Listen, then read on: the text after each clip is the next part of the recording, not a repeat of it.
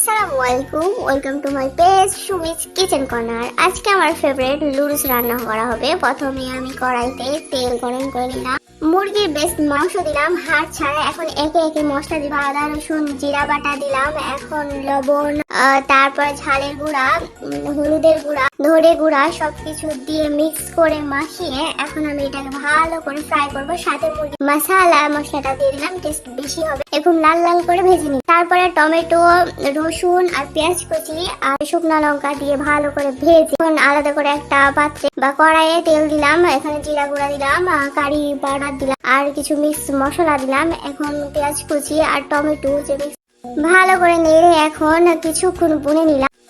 মশলাগুলো যত কষানো হবে তত ভালো লাগবে।